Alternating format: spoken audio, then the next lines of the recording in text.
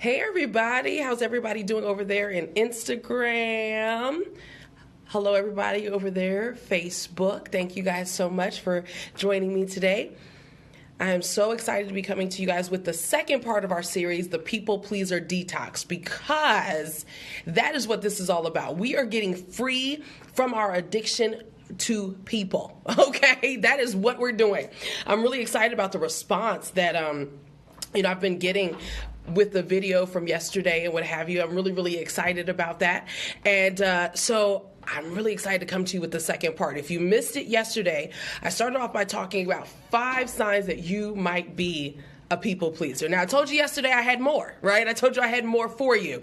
So today I have 6 more for you before we're going to continue into our series on next week. Now, like I said, I really don't have a stopping point of when I'm going to stop talking about being a people pleaser, but at least for right now, we've got the lesson from yesterday, we got the lesson today, and next week I got some good stuff for you. So you're definitely going to want to stay connected. Now listen, when I do my lives, it's always great when you can catch me live, but I'm so grateful for everybody that comes on and you catch the replay. Thank you guys so much for you sending me your inboxes. You're asking me questions. You're asking me to give you lives and to give you information about different things. And I'm so grateful for that because the feedback is good for me. I like that, okay? Thank you guys so much for everybody that has shared. If this is your very first time connecting with me, my name is Tamika Hall, and I was created to make God famous. How do I do that? I do that through digital media. I'm the CEO of I Worship 96 FM Radio, where we play the best in gospel and Christian music. And I also have the awesome job, the privilege of being able to travel all over the world and to empower and to speak to God's people. And so I'm really excited to be able to do that. So let's just jump right in it. We're going to talk about some signs that you might be a people pleaser. Now, like I said, yesterday we started off with the first 5 signs, right? If you missed yesterday, then you'll just have to catch it when I release the entire program, okay? I've been working on a workbook called the People Pleaser Detox, right? I've been working on that, and so that's going to be available very soon, probably in the next week. So definitely stay tuned for that. While I'm pulling up my notes, because you guys know I don't ever come here willy-nilly. I always have my notes. I'm always prepared for my peeps, honey. I'm always prepared for you.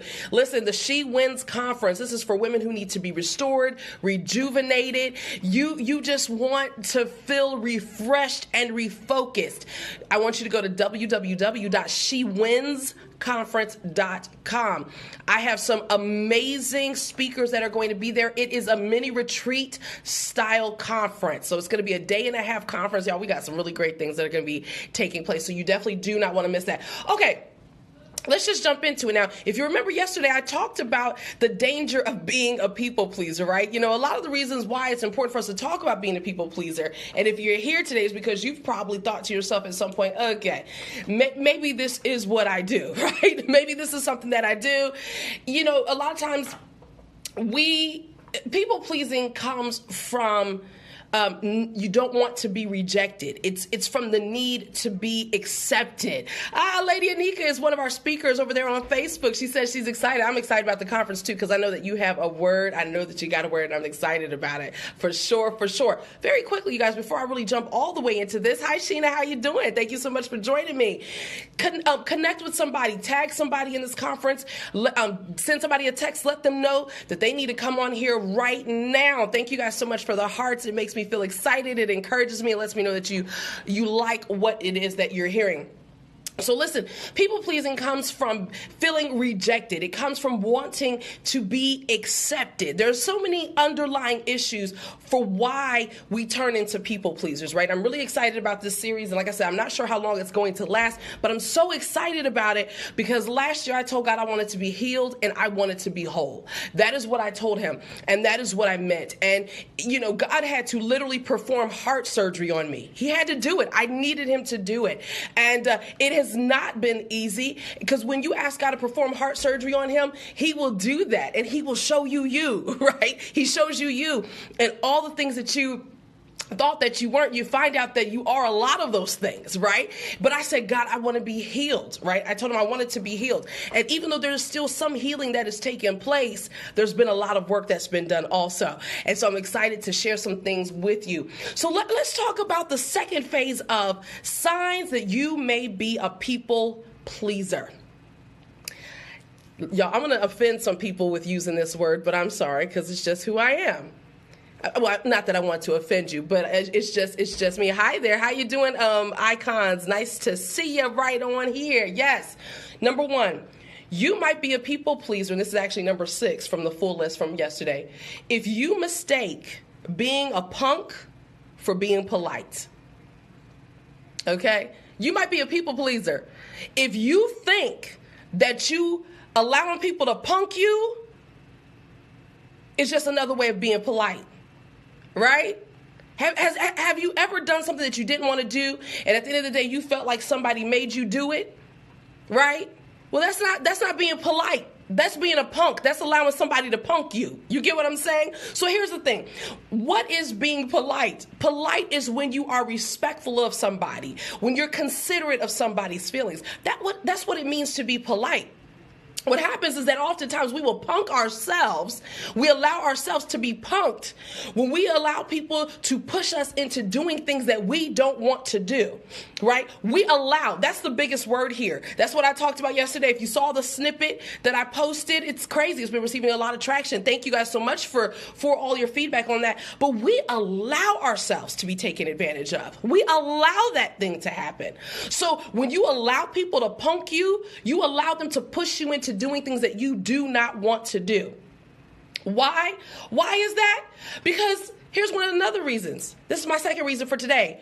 You feel responsible for how other people feel. And guess what? Is there some responsibility in those things? I'm not talking about, you going out there and just being a tyrant. That's not what I'm talking about. I'm talking about the normal person who has normal expectations, right? And oftentimes when we are a people pleaser, we feel completely responsible for other people's feelings. And when that happens, we are exaggerating our position in somebody's life. I cannot tell you how many relationships I have been in. All right. I was never one to do a whole lot of dating, but I've had some significant relationships that I chose to connect myself with people. Right. And I found myself connecting myself with people who were not considerate of me. Right. They weren't considerate of me. And I found myself being very upset. I felt like they were taking advantage of me. I felt like they were controlling me, right? I felt like all of my actions were being controlled, right? Okay. And then when I examined, okay, how did you get into this situation? How is it that you keep falling into the same situation? This could happen even with friends, right? I used to have the same type of friends. I would have those same friends that would take advantage of something that I was doing. Well, Tamika, how do you keep connecting yourself to the same people? I'm going to be really honest with you. Some of the reasons because I needed to feel needed. I was exaggerating my position in their life, right? So for whatever reason, I felt like only I could make somebody feel important. Only I could make somebody, let's say if it was a romantic relationship, and if I saw deficits with this person, I felt like I was the only person that could fix it. If nobody could fix it, I was going to be the one to fix it. First of all, I'm not God, right? So I'm taking on large problems on myself, and God never even equipped me to handle those burdens. There are some burdens that only God can handle, okay? So somebody's mental state, you know what I mean? For those of us who have been in relationships, there are just some things that only God can handle. People who have terrible personality issues, there are some things that only God can handle. So we're not always responsible for people's feelings, whether people, feel like they are important, whether people feel like they're going to make it and want to live and all that. Come on, that's too much for us. That's too much. It's too much. So a lot of times, again, the reason why we allow ourselves to be punked and we will confuse that with being polite is because we feel responsible for how other people feel. And we feel responsible for how other people feel, even if it is at the detriment of ourselves. So if you find yourself doing that, you're a people pleaser. Absolutely. And I'm going to tell you, I used to feel like the word people pleaser was a cuss word. I was just like, boo, I am not a people pleaser. Yeah, that's exactly who Tamika was, right? That's exactly who she was. She's a people pleaser. I felt I was always responsible for other people's feelings. And here's the thing, a lot of times people could care less. They don't care about how they make you feel. They want what they want when they want it, right? Who else has experienced something like that? So here's the thing. Again, it's healthy to recognize when your behavior influences other people, but, thinking that you have the power to make somebody happy, it's a problem. And if you're connected to somebody or something, like sometimes we connect ourselves to organizations, right? We connect ourselves to people in business, and they make us feel like the world is not going to go round unless we are a part of it. Guess what? That is not of God. That is not of God. Unless God gives you an assignment and says, this is your assignment, no man can tell you what your assignment is. That's not his job. I mean, now, that's not his job. So it's important for us to understand we cannot control somebody else's emotions. They control their own emotions, okay? So stop letting people punk you. And Sweet Pea, you are not responsible for somebody else's feelings, outside of course, being respectful of them and considerate. Do you get what I'm saying? There is a difference. When you're a people pleaser, it's almost like an addiction. I remember I actually, said to someone, I am addicted to how it feels when I make somebody happy. What?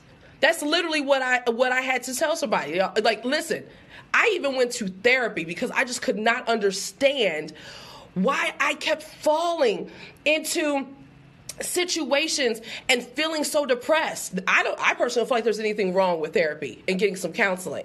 And so I had to do the work. I had to do some heart surgery on myself. And one of the things I said was, I came to the conclusion myself. I said, I am addicted to what it feels like. Like I would get a high from how it would feel to make somebody happy. So if you are if you're feeling like that, that's why you might sell yourself.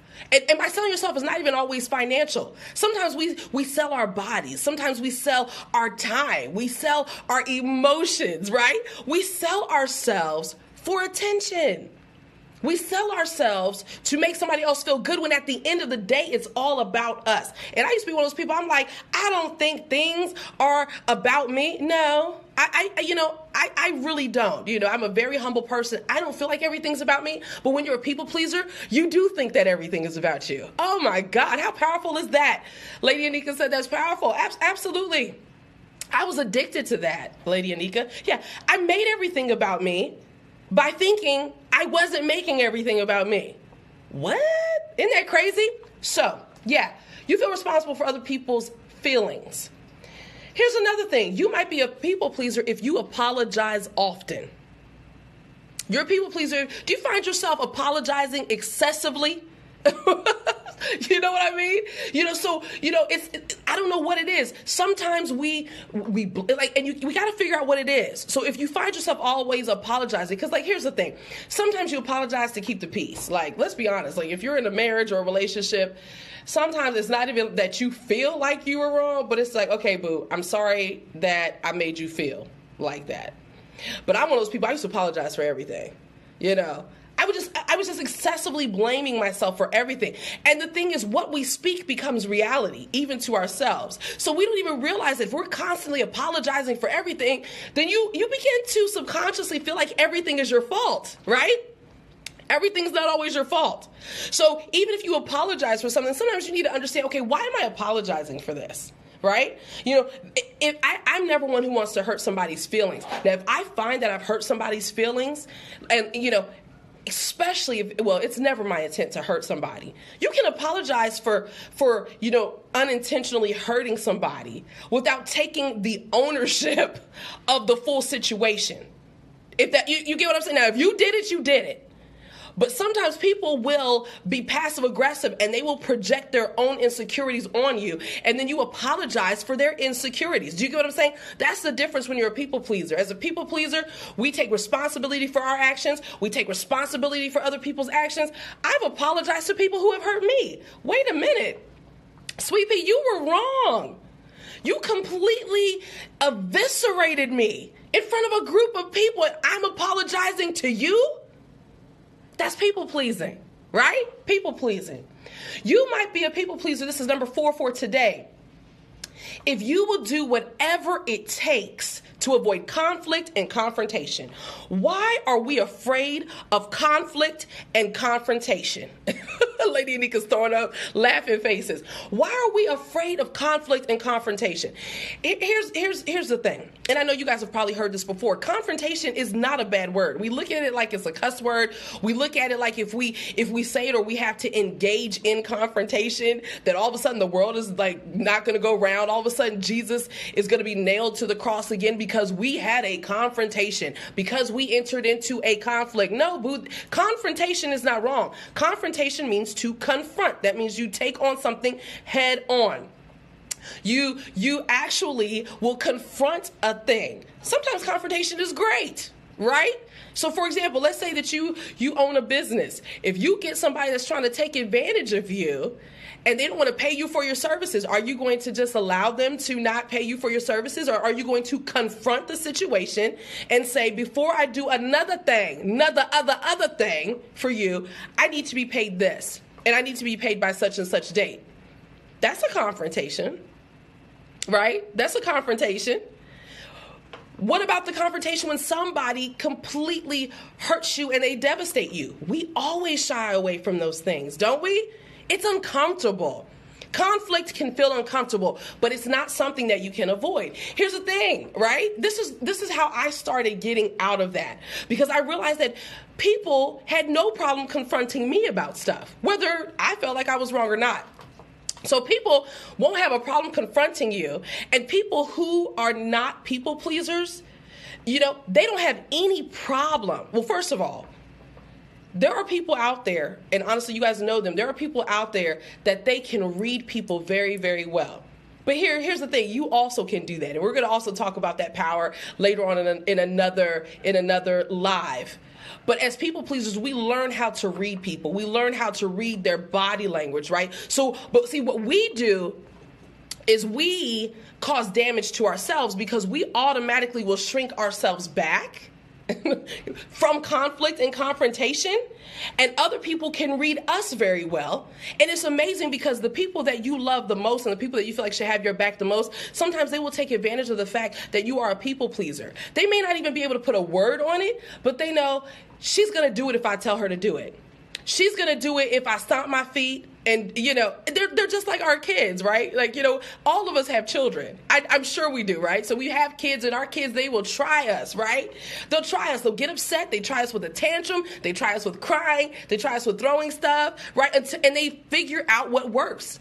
And when they figure out what works, they will do that every time they don't get their way. So there are people that are literally around you, people pleaser. They've been able to read you. Even if they can't put a word on it, they've been able to read you, and they understand that if they do something in a certain way, it's going to make you feel bad. That means that even there are times when you do try to confront a situation, those people know how to manipulate your words, and then again, you will find yourself apologizing for something that they did, right? Now, I'm not telling you to go out here and be Sister Soldier and, go be a vigilante or something like that. But we are coming against the addictive behavior, the codependent behavior, the damaging behavior, and the damaging habits of being a people pleaser. So again, you do anything that it takes to avoid confrontation and conflict, right? It's one thing to not want to start a conflict, but avoiding conflict at all costs, it means that you struggle for ways you struggle against standing up for yourself. It means you struggle against standing up for what's right? And so oftentimes what happens when you will do whatever it takes to avoid conflict and to avoid confrontation, Sister Vonnie, I see you. What will happen is that you start acting like the people around you.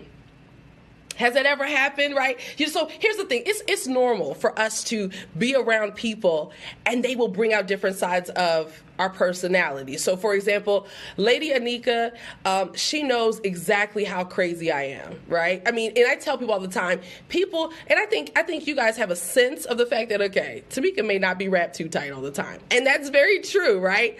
But there's only a select few of people that really get to see how wacky I really am. Like, my kids get to see it, my parents get to see it. If we're really, really close friends, you're going to get to see exactly how crazy and insane that I am. So people will bring out different personalities in you. But when you're a people pleaser, what happens is if you find yourself morphing and being a chameleon and doing things just to please other people, it's a problem. So for example, let's say, I mean, and this might seem like a small thing, but we've all done it. So let's say we don't want to make somebody feel bad because they're eating excessively or something. We'll actually eat more so somebody doesn't feel bad.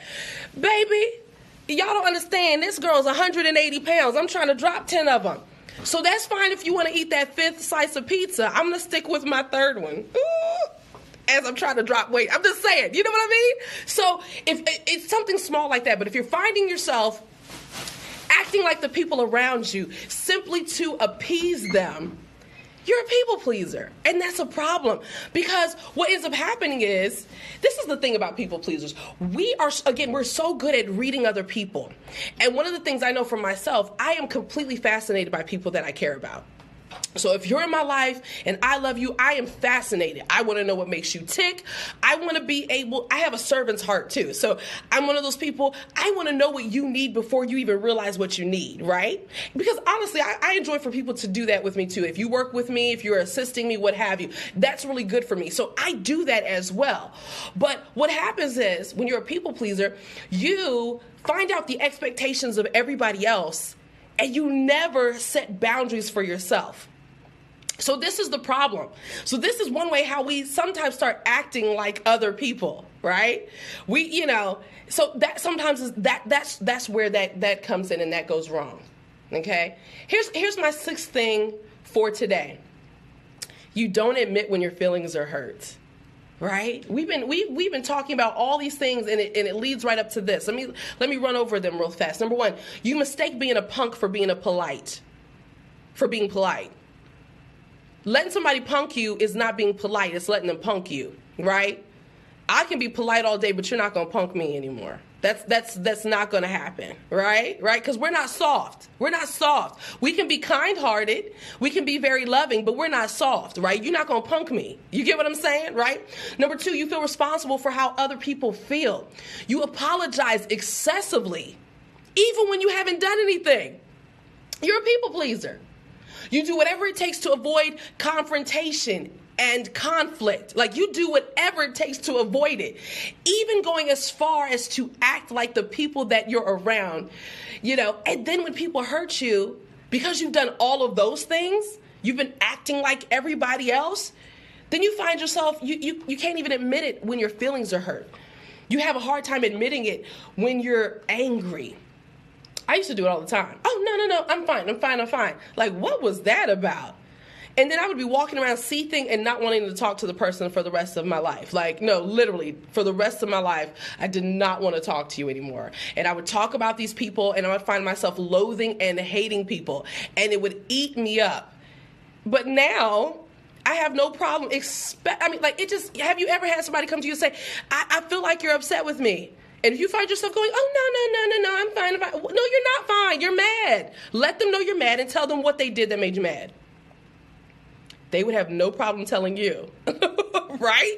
We are breaking the addiction of people. We are breaking the need to be accepted by everybody else. We are breaking the fear of rejection because everybody's not going to like us anyway. So if you're acting like everybody else, if you're morphing yourself into what everybody else wants you to be, you're never going to be happy. You're always going to be depressed. This is how people pleasers, this is how people start wanting to commit suicide, because you find yourself saying, oh my God, I can't get out of this situation. Yes, you can. Oh my God, I can't get out of this situation because it's going to hurt their feelings. So what? They're going to heal. Oh my God, they'll get over it. Because people don't care. You know what I'm saying? They will get over it. We are breaking it right now. How can you ever get into your better when you're afraid of people? It's a fear of people. How can you ever truly fulfill every assignment that God gives you if you are constantly trying to please everybody? If you're a preacher and God has put something in your mouth to say to people, how are you going to effectively preach to everybody if you're afraid to speak? Because you're afraid that everybody's going to be mad at you. I promise you, you get 3 people in a room, at least one of them is going to be upset with you. I don't care if it's the fact that you wore a wig. Hello. I'm just saying. Y'all don't understand. You guys understand. I had somebody literally yoke me up. I had to tell the man to let go of my arm because he knows I have locks. And he was upset. I was at an event. I was hosting an event. And he came and literally yoked me up and literally cussed me out. And was like, you better not ever put that blank on your hair. You are a beautiful black woman, etc., etc. I was like, if you don't get your hands off of me, there's going to be a problem in this camp, boo. Because number one, you're not my husband. You're not my man. You're not even my friend. And just because I chose to put my wig on today, it doesn't mean that I don't feel like my locks are beautiful. Do you get what I'm saying? That's something very, very small. Whereas I'm telling you, in the past, I would have taken off my wig and probably never put it on again. And I legitimately have not seen this person, I think, since September. I think that happened in September or early October. Y'all. Hi, over there in Austria. Yes, yes, yes. We are talking about signs if you're a people pleaser. Why? Because this is the people pleaser detox. We are coming against it right now. Yes, we are coming against all of those things. So listen, guys. I did pretty good today. We finished in under 30 minutes. But this was the second part of that. The first part, if you're on Facebook, the first part is still up. I haven't had a chance to take it down. For those of you on Instagram, the replay is already gone for the first half of this. But again, you guys, I want you to follow me. Go to www.tamikahall.com. Thank you so much for the hearts. I don't even know who it's coming from, but I appreciate you. I heart you right back. Make sure that you register for the She Wins Conference. Mini style retreat. We have some really incredible people that are coming. Oh my gosh. I'm so excited. We are reclaiming the whole woman in this retreat. We are reclaiming the whole woman. We're going to have a paint party. We're going to be doing morning glory and movement with worship and all those things. Oh, thank you so much. Thumper is still there. I appreciate you. Thank you so much for that. You said, yes, Mama, you did that. Well, actually, you said, yes, yes. Well, you didn't say all of that, but you did say, yes, Mama, you did that. You guys like how I just put the whole dance behind it? Listen, there comes a point where you got to start dancing for yourself, right? Because when we start looking for the praise and the approval from other people, we're always running for that applause. You know what I'm saying? So I appreciate that. You said yes, but y'all, I united for the little dance. Yeah, I definitely did that. Trayvon! Hi, boo. How are you? I was wondering who it was. One of my former students, little honey bun. So good to see you. So listen, guys, this is the end of today. Again, go to my website, www.tamikahall.com. Remember that I love you, that you were created to make God famous, and I'll be seeing you guys again. Have a blessed one. All right, we're ending it on the Facebook. And now I'm ending it. Okay. Oh, we got a question here. Mary says, I do the chameleon thing just to make sure people feel fine, but I never miss confrontation when I have to clear the air. What do you think about that? I'm trying to figure out if I understand the question. I do the chameleon thing just to make sure people are fine, but I never miss confrontation when I have to clear the air. Okay.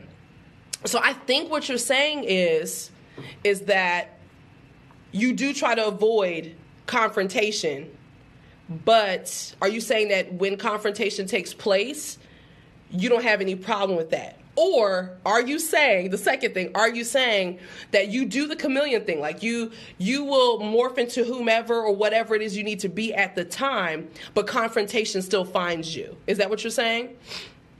Let me know what you're saying right there. It's a really good question either way. And you guys know here on Facebook and on Instagram, a lot of times there's such a delay here. There's such a delay. So I'm not really sure. But let me take the second one, because I feel like that might be what it is. Like where you're saying, hey, listen, I do the chameleon thing, right? This is speaking to the point of the fifth point that I said about being a people pleaser, that you act like the people that are around you, or you do whatever it is that you can do to avoid confrontation. So if I'm getting it right from Mary, what I believe what Mary is saying is that Mary says, look, I'll do what I need to do to avoid confrontation, but it still happens anyway, right? Well, first of all, I don't really know what's happening in those exact situations, so I can't really speak to the exact situation. I do believe personally, though, that confrontation is probably still finding you because you're not being authentic, right? Like, you know, when we are being a people pleaser, at some point, we're still going to find the conflict. At some point, there's still going to be the confrontation, even if it's within ourselves, right? You know, some of what I talked about yesterday is that, is that when you, for example, let's say if somebody asks you to do something and you say yes, even though you don't want to do it, right? There's still a follow through that has to come through with your decision. So if you say yes, you have to do it. But are you going to do it with a glad heart, or are you going to do it grudgingly, right? Number two, you say no, and then you have to contend with, okay, do you sleep at night, or are you going to be stressed out because then you're worried about whether or not people are mad at you? If you say maybe, then the follow through is you're going to still have to confront the situation, and you're still going to have to answer a question at some point. So I feel like even if you do find yourself doing the chameleon thing, and if people want you to be happy and go giddy over here, you do that. If people want you to be angry and want you to not like somebody else over here, then you'll do that. But there's going to be confrontation that finds you because you're not being authentic, right? And again, confrontation is not a bad thing. But if you're talking about negative confrontation, sometimes confrontation just has to take place, depending on what the situation is, you know, because again, I don't really know exactly what the situation is in particular, so I can't speak about it specifically. But I think that at the end of the day, especially if you're trying to break the cycle of being a people pleaser, you're trying to break the habit of being a people pleaser, it is so important to be genuine and to be your authentic self. Why is that important? Because you will never feel bad and you'll never apologize for being your authentic self. As people pleasers, we apologize for being who we are. And it's time to stop doing that, right? You got to stop apologizing for who you are. God created you to be somebody amazing, right? So you got to stop apologizing for who you are. For example, I'm loud. My kids, especially my oldest daughter, it gets on her nerves so bad. I can't apologize for it. It's who I am. God made me this way. Somebody in the back of the room wants to hear Tamika. You know what I mean? So he knew Tamika is loud. She is a loud mouthpiece, right? But somebody else, he made them very soft-spoken and meek, because they know that somebody like me, sometimes you got to speak like this to me, because then I'm going to be like, what'd you say? Right?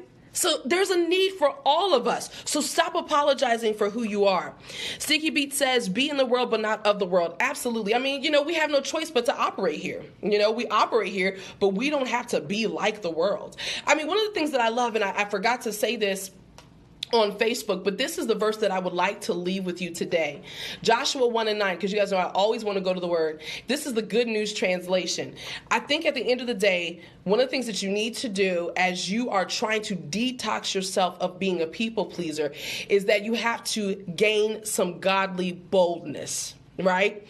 Jesus was very kind, you know, and I don't remember the Bible really, the Bible kind of describes him as being soft-spoken, not soft-spoken, a punk, but he may not have been loud like me, right? He just wasn't loud, but he wasn't a punk either. Do you get what I'm saying? So, and Jesus was bold.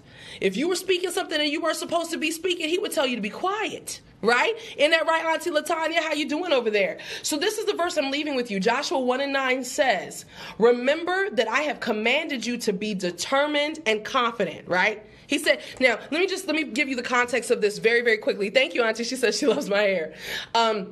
this is when God was talking to Joshua. So this is after Moses had died and Joshua then had to take over, right? And so basically, God was letting him know, hey, listen, go do this. I'm going to be with you. I'm going to be there right alongside of you every step of the way. I'm going to be there for you. You're going to have every promise that I gave to your ancestors. You are going to walk in the fullness of my promises. So this is what God was saying to Joshua. And this is what he also said to him. He was telling him basically to be bold. And this is what I'm telling you. Remember that I have commanded you to be determined and confident. Do not be afraid or discouraged, right? In you being your authentic self, people are going to want to discourage you, right? People are going to try to tell you that your authentic self is not good enough. That is a lie from the pit of hell. You are supposed to be who you are. You're supposed to be who God created you to be. The Bible also says, for I, the Lord your God, am with you wherever you go. So if God is with us, if we literally take him with us, because oftentimes, how many of you know, sometimes we do things for God, but we don't do things with him. What?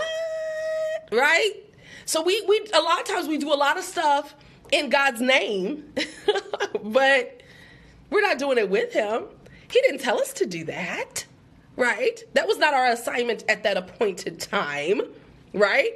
So that's what happens a lot of times when you're a people pleaser. Somebody asks you to do something, you say yes, and you really shouldn't say yes, especially in the church. So a lot of times we do stuff for God, not with him. And then let's be real, we go to God sometimes, we're like, Lord, I've been doing all of this stuff for you. I need you to do something for me. Well, first of all, he didn't even tell you to do that. I'm just saying. But wherever he tells us to go, he is always there. So again, Joshua 1:9, that was the Good News translation, okay? Yes. Listen, guys, we are breaking this. We are breaking it. Listen, on Monday, I'm going to be here talking about the habit of being a people pleaser. How many of you know that being a people pleaser is a habit? That means that it's something that can be conquered. So we've kind of gone over a lot of the signs, and there's so many more. We could probably, cipher out a whole bunch more. But I went over 11 that I could think of. And if I come up with some more, then we'll talk about it on Monday. But on Monday, we're going to talk about breaking the habit of people pleasing. Listen, again, I love you guys. You have a blessed one. Thank you. Oh, I see the little handshake. See y'all.